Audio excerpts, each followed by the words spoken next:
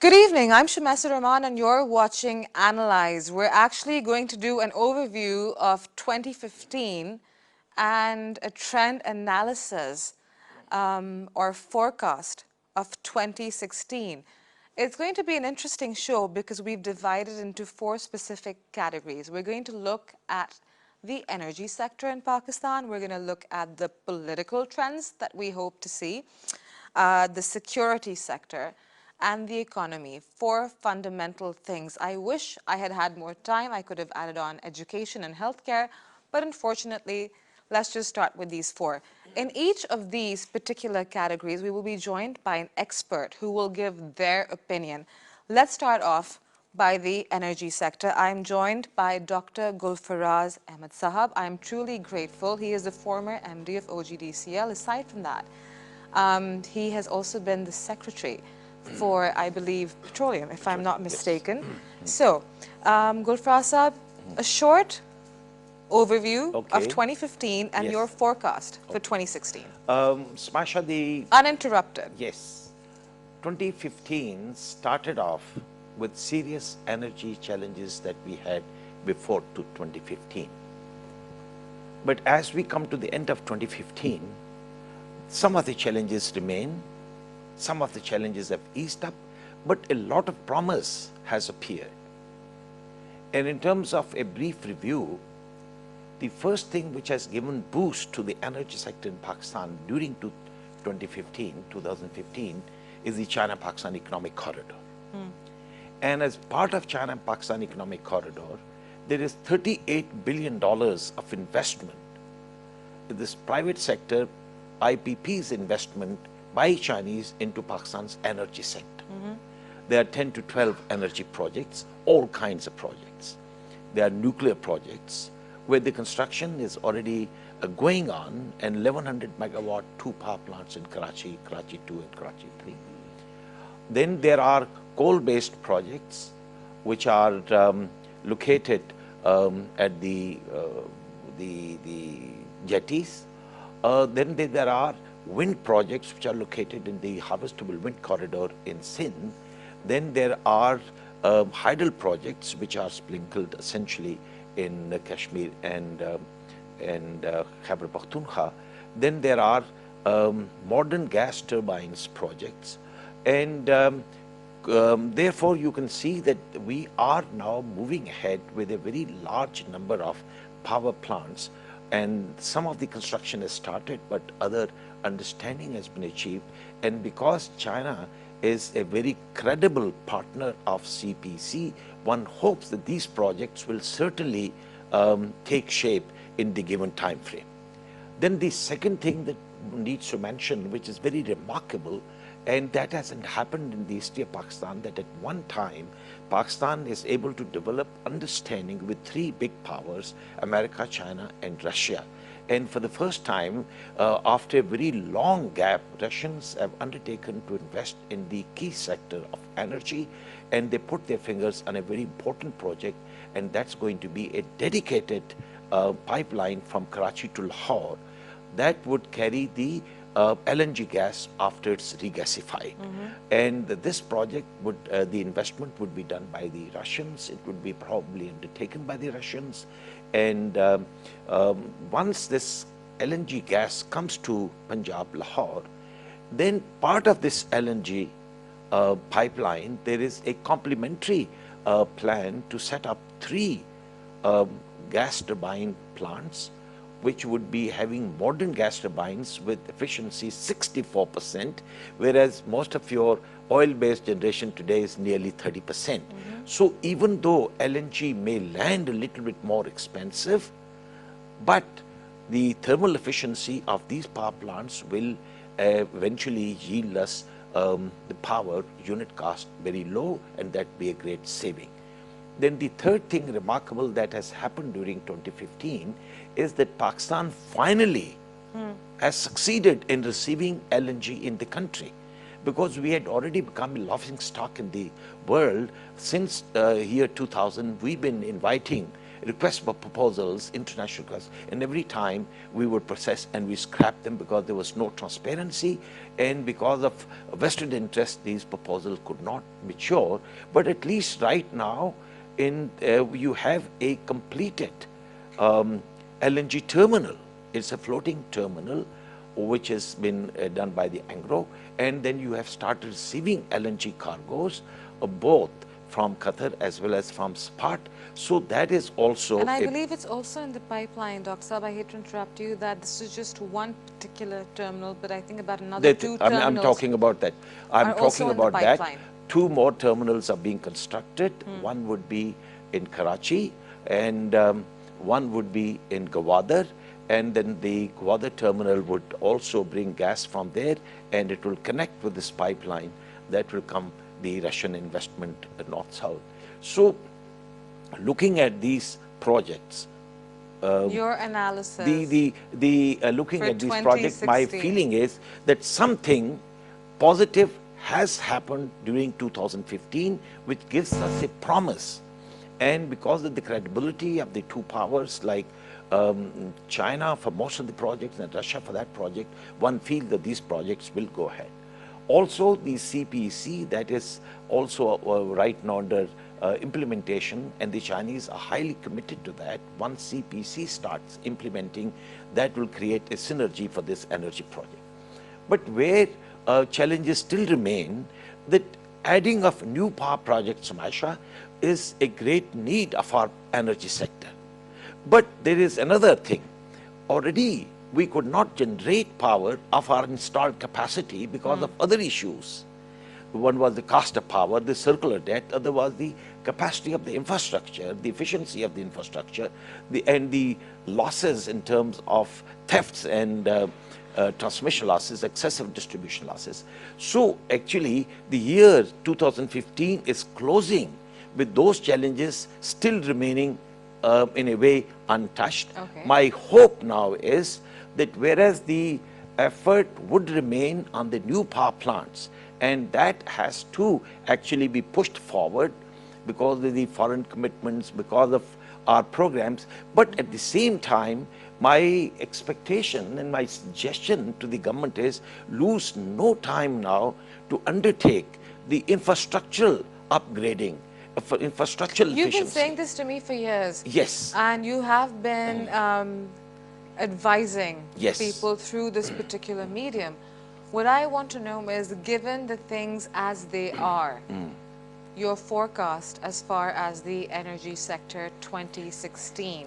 My forecast is that we would be ending 2016 better off than we are ending 2015.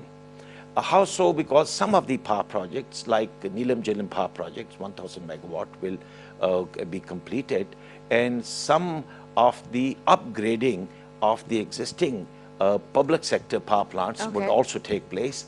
Some of the infrastructural improvements should also take place. And what my fond hope is... So you expect your forecast? Yes. Is positive. That you see it as a is positive trend? Because right now we are moving on the wheels as far as the energy sector is concerned, but these wheels need to be lubricated. And I want to emphasize that until and unless, now a few things, the theft is fully controlled with strong hands, you said that very until much. the losses are controlled, and then the upgradation. Thing is, yes, and then as far as distribution is concerned, we should now try to come towards commercial basis. Any distribution company that does not recover its full dues should get less power, and therefore there should be that much load shedding there. Okay, so your forecast for 2016 is positive given the fact that the few things that you have mentioned. The government has to, and I feel that now that they put a handle on the power plants, now that they put a handle on the power plants, that needs to keep rolling. But they need to start putting a handle on these governance issues, infrastructural issues, the theft issues, the losses issues. And so it's time to micromanage.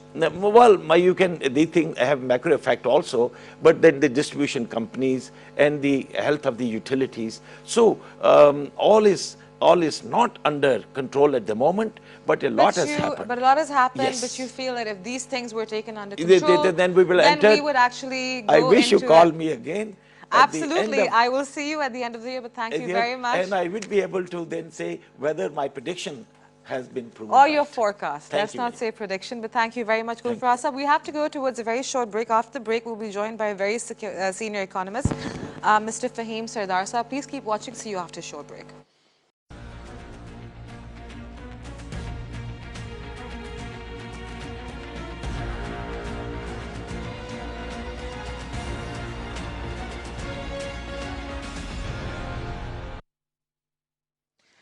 Welcome back to this particularly special show, at least to me, a forecast of 2015, an assessment of 2015 and the forecast for 2016. As I mentioned earlier, we would break it down into various segments, 4 particular segments: energy, politics, security, and the economy, and we would have an expert for each of these. You heard what Dr. Gulfaraz Saab had to say as far as the energy sector was concerned, and before the break I told you that we would be joined by an economist, Mr. Faheem Sardar Sahab.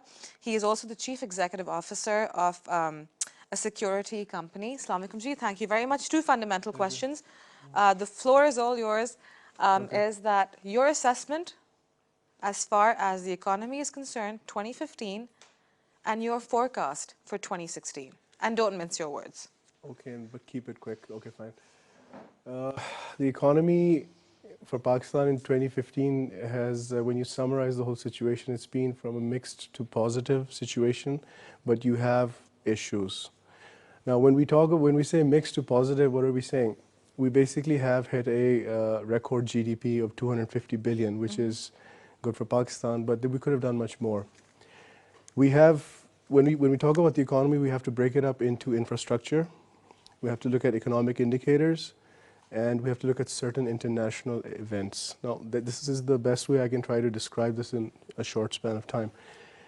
When we look at infrastructural aspects in Pakistan, what's happened is we've gotten a lot of new infrastructure projects. Some were delayed, but they sort of happened in 2015. For example, the CPEC, it is at the top of everybody's list, and it should be, because it is one of the most important. It's a game changer. Yes, it is. It is a geopolitical project. It is the Suez Canal of the East, as I have said before, and it basically gives life, it breathes life back into the Silk Route, which will eventually, take us to Africa. But anyway, that's going too far ahead. We've got other projects which, I don't know, the CPEC is so huge. I mean, they say it's 46 billion in all, but it's going to be much more. You have multiplier effects and everything. Even if you spread it out for approximately 10 years or whatever, doesn't matter.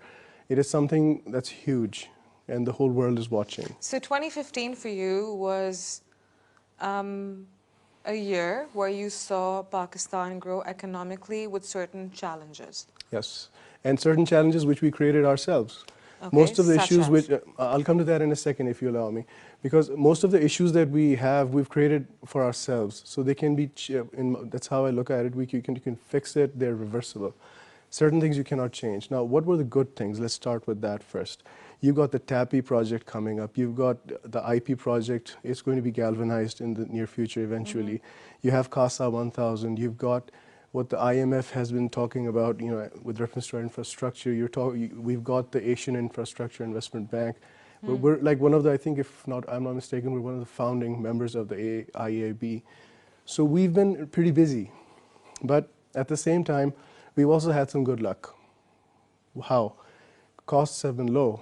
Oil prices have dipped yeah. to what I think is 43 now per Yeah, barrel. but that also brings up one of the issues, one of the biggest issues that I have, which is when you have an opportunity, you have to avail that opportunity. You cannot allow that thing to just sort of slip through your fingers. Why? Because it's not going to stay the same forever. Okay? You have low inflation. You have an inflation rate which is less than 3.5%. It's unheard of. You have a low interest rate of 6%. You've got a manageable. And I think the projected growth rate for the next year overall is approximately from 4% to 4.5, if I'm not. No, it's more than 5%. Well, no, from what I've heard, it's 4 to 4.5. That's what they're aiming for. Okay, fine. Let's take it from that So perspective. let's go to 2016. Okay, we're not finished with 2015 just yet because there are certain issues that we need to Okay. look at. Because internationally, when you look at what's happening, there's so much going on. You're part of it. Pakistan is a geopolitical country. It's not an isolated small country as some people would wrongly consider. So what's happening in Russia, how Russia is thinking of investing in Pakistan, how we're responding, how we're getting military equipment, how we're helping them, how they're going to help us in gas. That's just another example of what's happening in Pakistan. I'll quickly talk about the issues. Now, some of the most important things that we need to look at is planning. Our planning has been wrong. Our execution has not been careful and it has not been meticulous. We have messed up the taxation structure. We need to go back. Why are we taxing growth?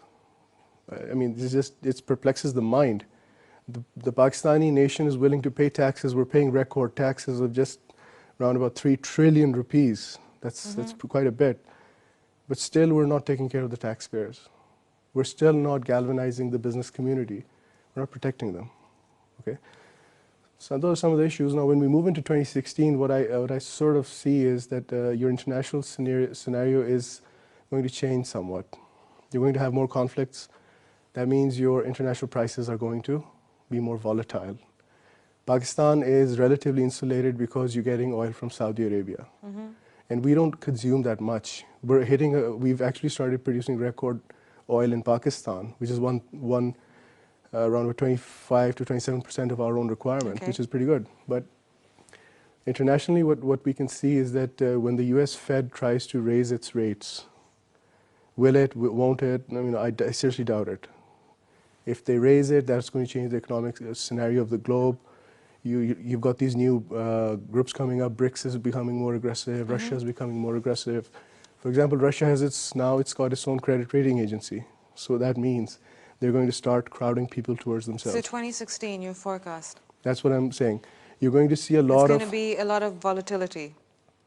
You're going to see a lot of... yes, you're going to see some volatility on, let's say, the prices front. Now, that sounds like a broad stroke, which I guess it is, but truth be told, oil is not going to... oil cannot stay this low. It has to rise. There is simply no logic for gold to be this low. Every big country or economic bloc is expansionary in nature, so why is gold going down? Just doesn't make any sense. But anyway, what we're going to see is increased economic activity in Asia. And that's basically going to be... And how will that impact Pakistan? If it's going to be all over Asia, Pakistan will be a part of that. Pakistan is an integral part of it. If the Russian think tank called CSI or CIS, sorry, I'm mixing up the name, Mr. Vladimir Putin actually reads their reports. They have issued a report about Pakistan. They've said that Pakistan is integral for regional stability and growth. You cannot... So you see growth happening in Pakistan? Yes, because it's a question of circumstance, and also, it's also a question of what we've tried to do. We've tried to make Pakistan stronger. The private sector has worked so hard that basically that is one of the reasons you've got this high GDP. This could have been easily 400 to 500 billion had the government been just a little bit more, let's just say, approachable, a little more careful about things. As soon as you stop... So if I were to sum this up, because we have to go towards a break, Sure. What would you say, 2016? Stop the hemorrhaging, talk to the people, fix the taxes, and, Pakistan's in the... And stop taxing the people who are already paying taxes, Exactly, who are already in the exactly. tax net. Sure. But thank you very much for having taken that. We have to Pleasure. go towards a very short break, and after the break, we'll be joined by Mr. Hamza Rifat. He is a security analyst. Keep watching. See you after a short break.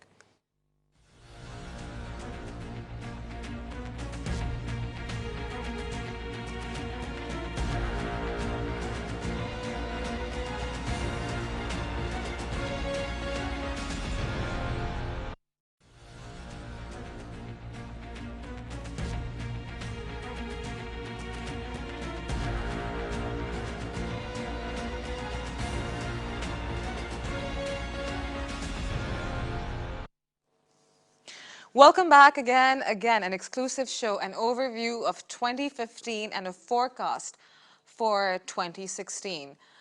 We have discussed the energy sector with you with Dr. Gulfaraz Sahab. We have discussed the economy with you with Mr. Faheem Sardar. And now we're coming to the security aspect of it. We are joined by Mr. Hamza Rifat, and we'd like to know, where Pakistan stands as of now in terms of security, an overview of 2015, and what we can expect in 2016. Assalamu alaikum ji. Thank you very Walaikum assalam. much.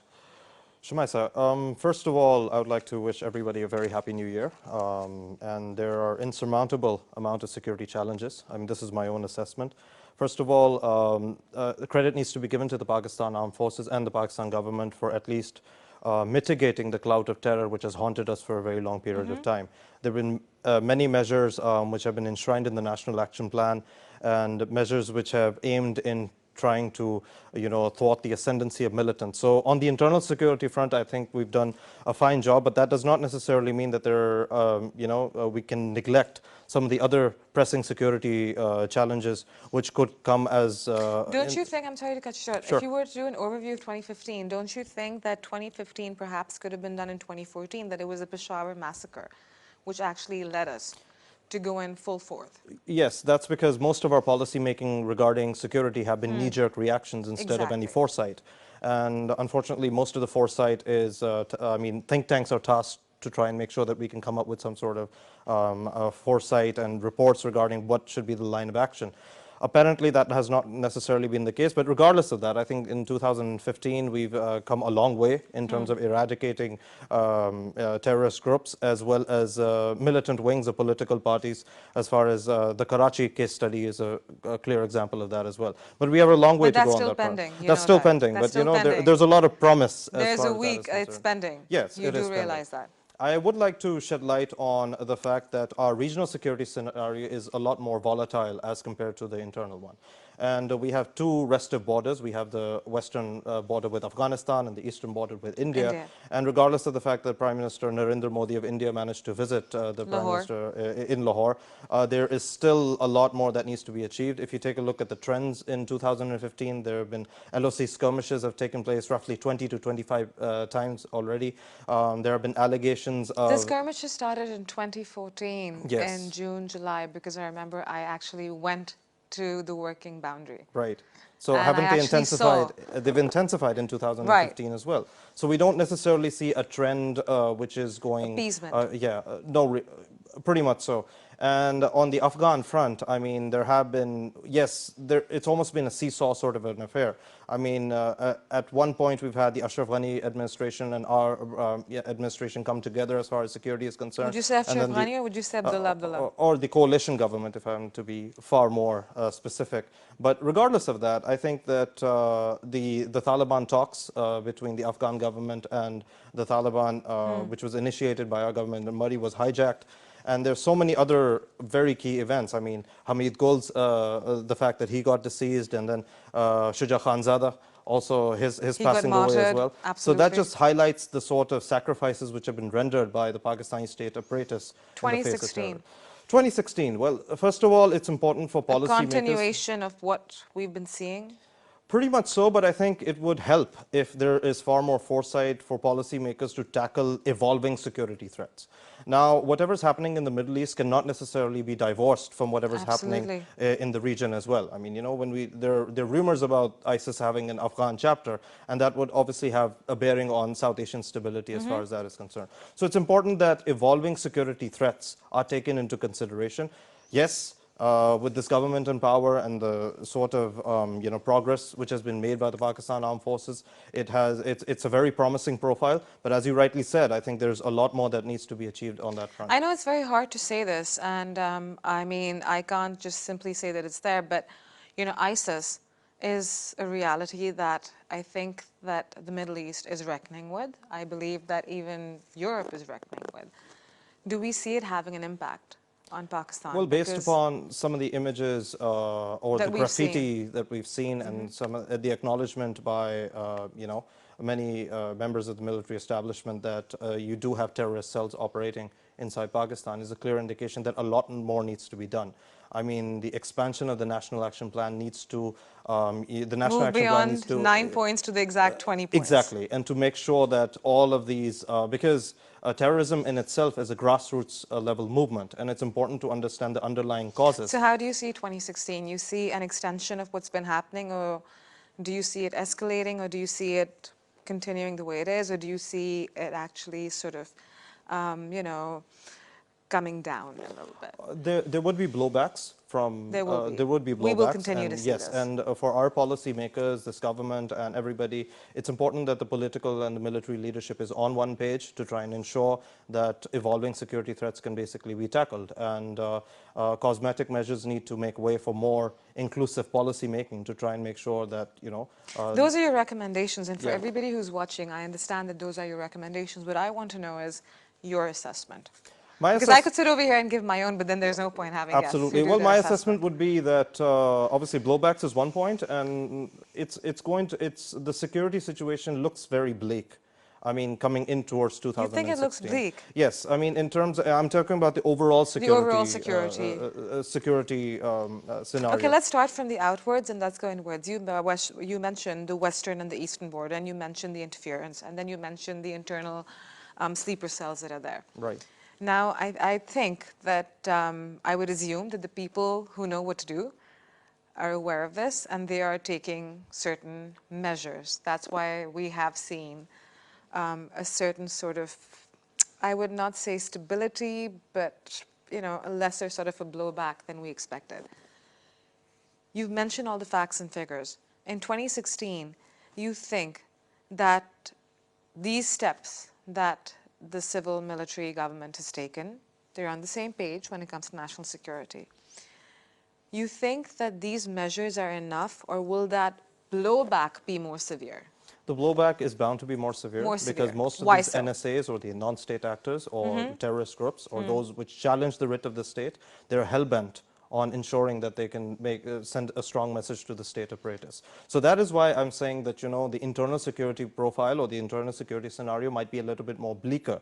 As So that compared to, means that they yeah. have to up it then? Yes, they have to up the ante. They have to Okay. ensure that preemptive action takes place instead of knee-jerk reactions. You rightly mentioned that this should have taken place in 2014, Right. but it took the APS attack to pretty much spring everybody into action. It's important that there's foresight, there's preemption, instead of ensuring that whatever policy we actually take on security is based upon a particular incident or a blowback effect. So your analysis simply is that whatever they've done so far is adequate, perhaps a Adequate, little yes. above adequate. Yes. But given the fact that Pakistan is not, and please cut me short if you think, Sure, sure, yeah. and given the fact that Pakistan is not an isolated country like no other country is anymore, whether it's economically or security-wise, you're saying that given the scenario that's happening security-wise all over the world, we just need to sort of beef up our security apparatus so that we are able to deal with the reaction that's going to come, because it's going to be severe in the next It year. will be quite severe.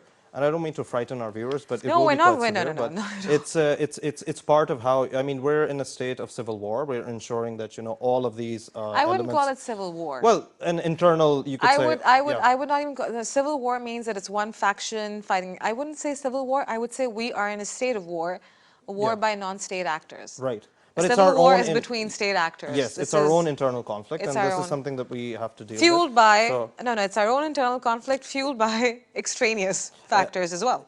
which always happens. I mean, course. exogenous factors have a huge role to play. So to put it into a nutshell, I think it's important that, there needs to be foresight. There needs to, the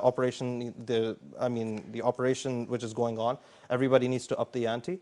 And it's extremely important that, there's no real, you could say, room or vacuum for any sort of relaxation as far as dealing with security threats is concerned. Okay, well, thank you very much for having taken out the time. And I think in a synopsis, what we would say as far as security is concerned is that for the next year at least, I think what the gentleman here was trying to say, Mr. Rifat, very simply was that expect the unexpected, but also raise the bar as far as the security is concerned, because even if there isn't a security threat, there's nothing wrong with raising the bar. Keep watching. After this break, we're going to discuss Pakistan's political scenario in 2016. Keep watching. See you after a short break.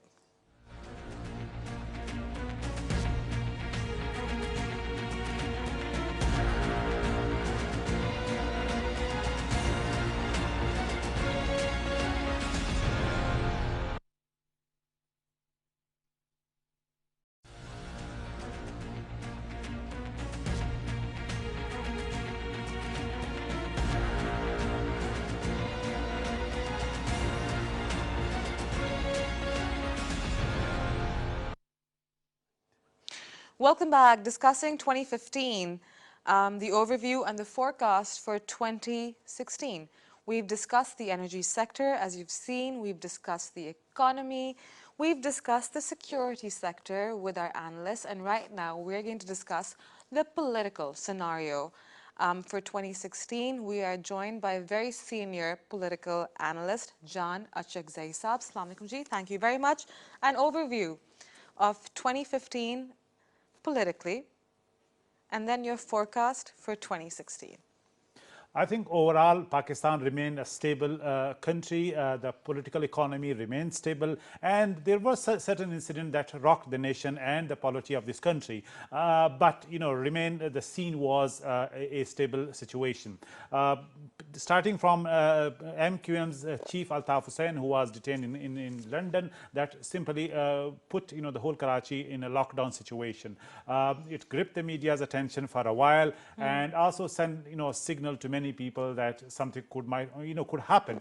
Again, on the heel of this incident was 9/0's raid. That was also important because Karachi is important for Pakistan's economy, and Karachi politics matter for Pakistan's economic stability and political stability. So with the 9/0's raid, the message was sent out that if there are terrorists, if there are militants, if there are mafias within the umbrella of a political party, in this case MQM, would not be put up with. So you're saying that was the signaling thing, the Rangers operation in Karachi for 2015? That was the watershed event. Okay. And here, we had got a serious message from the law enforcement agency, in this case Rangers, that now enough is enough, and from now on the business will be different. Then moving on to the People's Party's politics, it was very interesting. We saw former Minister Dr. Asim Hussain. And before that, we saw President Zardari roaring against the army for the last time.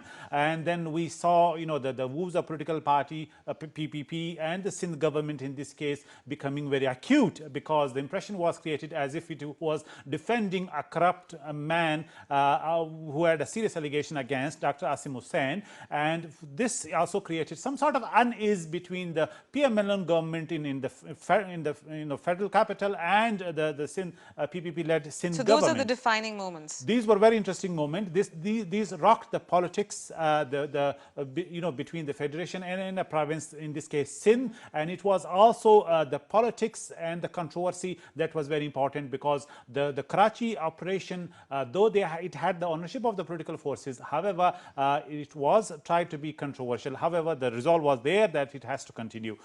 Then a very interesting case was Ayan Ali's arrest. She was detained for more than 120 days, and then it went really, on do we and have on to and on. mention Ayan Ali? Yes, I mean, it was interesting because people really love to watch this drama unfolding on the telly, and you would have people gripped and glued to their TV sets. This is why it was very interesting, not only in terms of a political event for a political party, a PPP, but also for the general interest.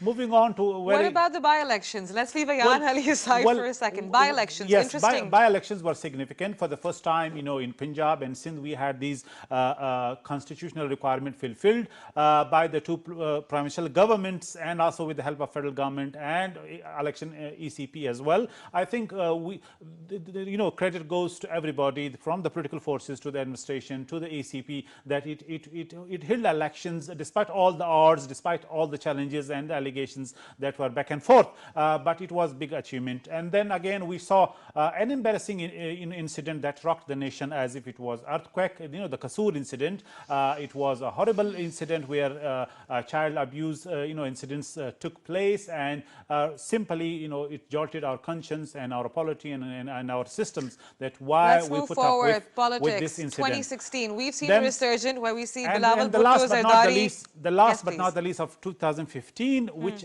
really a very interesting event was Prime Minister Modi's coming to Lahore, and he, his message tweeting that he's on his way to Lahore was very interesting, and we would see many things related to this incident, this event that he came to Lahore in the last 11 years for the first time for Indian Prime Minister visiting Pakistan. So did Vajpayee. We So didn't see a that- lot come out of that. So, well, yes, within 11 years, I mean, that was the first time that we had an Indian Prime Minister coming to Pakistan. And I think this is also a very, looking at, forward to 2016. 2016, we've seen a couple of resurgences. We've seen Bilawal Bhutto Zardari become more active in 2015. We've seen him go and address rallies. We have seen Maryam Nawaz become more active. I can't speak about the other political parties. We've seen Imran Khan now go solo again. So, there's a lot that's happening there. 2016, what do we expect? Because it's the build-up, Achak Zai Saab, to the elections. I think general the elections. PML So it's Noon very critical. Absolutely. The PML Noon will continue to give a message as if it is succeeding in pulling off its manifesto. Okay. The PTI would continue with its strong and robust opposition against, the PML Noon government and giving it a tough time. The PPP would continue to have its problems in Sindh particularly, and we would have, intra-party issues between, the senior Zardari and the junior Bilawal in this case. So within each party, you see intra-party politics happening. Absolutely. And then the national political, scene would also be very much, interesting to watch for. When we have, the new army chief's speculation would start in March, that who is going to be the next army chief. That's a very interesting point you've raised. Now, how is that connected to politics? Well, because political parties, they're always, very interested in civil-military relations and the balance between the two institutions or two locus of powers. And the army chief, in this case, Rahil Sharif, was very much instrumental in shaping, things around, particularly in terms of terrorism in the country. So the next army chief, who is going to be in November 2016, would be very interesting to watch, whether he would continue with the policies. And before, run up to this actual event, we would see the politics, we would see, politicians, media taking a keen interest as to who could be the next army chief. So that's, to watch for. So that's one aspect. Absolutely. And then the second most important thing is foreign policy issue. As I just mentioned, India-Pakistan talks, would just start, in January. So watch for any positive development. Afghanistan also is very important. That would have a positive aspect on Pakistani politics as well, because if there is a talk, taking shape from January on. In our various political parties, let's look at People's Party, let's look at PTI, let's just go step by step. Let's look at People's Party, PTI, PMLN, MQM, JUIF, JUI. Let's just look at all of them. How do you see their roles in the next year? Religious political parties starting from JUIF and JI would still struggle to cling to the main political parties, in this case PTI and PML Noon respectively, and also some sort of quasi alliance with the PPP as well. So they would struggle through. The second, the three main political parties, PML Noon, PTI and PPP, would have a huge role to play in 2016. The federal government led by PML Noon, it would continue to focus on its governance agenda, though it would be marred by... PTI will continue to create obstacles? PTI would try to be a robust opposition, I would say, because at the moment PPP is still in a friendly mode, not to give a tough challenge to PML Noon, and the real opposition per se would be going to be PTI. You don't see People's Party gearing up now? I think there's a pretty chance if really they sorted out the division of labor between the father and the son, in this case Zardari Saab and Bilawal Bhutto respectively, there is a possibility that PPP stage a comeback, particularly in some areas of Punjab. However, it's too early to say that they would be able to motivate their workers, their cadres and their potential voters. So watch for PPP rise as well in 2016. But it's very important that the political stability, what we have seen in 2016, more or less would remain the same despite speculations. So 2015 will continue into 2016? On political stage, yes. On the political stage. Thank you very much, Achak Zai Saab, for having taken out the time. For all of you, the audience that is watching, we were doing a roundup of 2015 and a forecast for 2016. You heard the political view, you heard the economic view, you heard the energy view, you heard the security view. I hope it was comprehensive enough, and I will have my guests back at the end of 2016 to see how much their assessment was accurate or not. As always though, welcome to 2016, and I have to say I truly hope that Pakistan is always headed towards a brighter and more prosperous future. Thank you for watching. See you next time.